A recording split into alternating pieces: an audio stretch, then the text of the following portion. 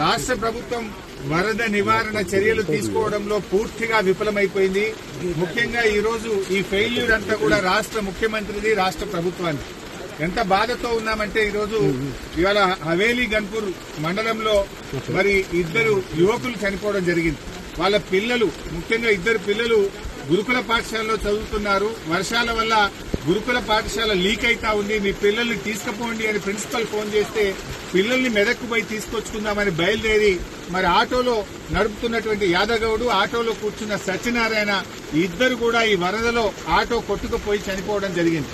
ఆ ఇద్దరు దాదాపు కొన్ని గంటల పాటు కరెంటు పోలు పట్టుకొని ప్రభుత్వం నుంచి ఏదైనా సహాయం అందుతుందా, హెలికాప్టర్ వస్తుందా, ఎన్డీఆర్ఎఫ్ బృందాలు వస్తాయని 4-5 గంటలు ఎదురు చూశారు.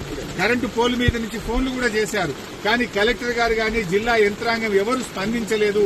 మధ్యాహ్నం 2 తర్వాత కరెంటు పోలు కూడా వరద ఉధృతికి పడిపోయి ఆ వరదలో కొట్టుకొని ఆ ఇద్దరు కూడా చనిపోవడం జరిగింది.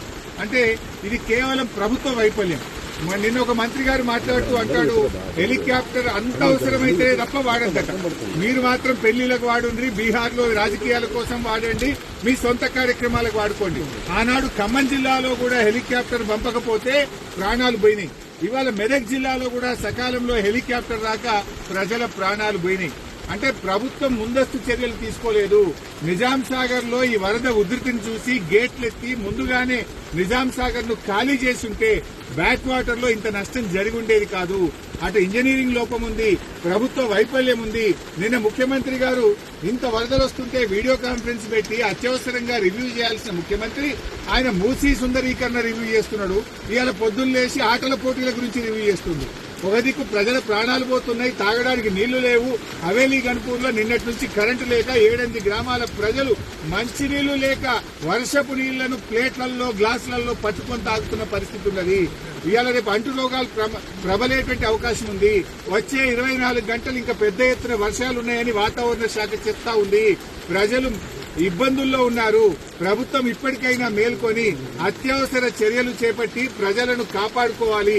ప్రజలకు త్రాగునీరు అందించండి, ప్రజలకు అవసరమైన ఆహార పొట్లాలను పంపించండి, హెలికాప్టర్లను అందుబాటులో పెట్టండి.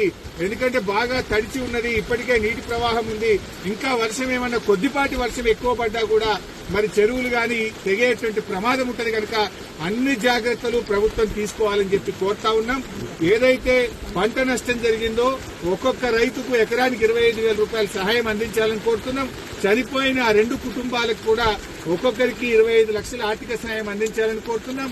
ఇక్కడే పక్కనే దూప్ సింగ్ తండా ప్రజలు తండాను వదిలిపెట్టి గుట్ట మీద ఉన్నారు. రాత్రంతా కూడా గుట్ట మీదనే ఉన్నారు. వాళ్ళకి మంచినీళ్లు లేవు.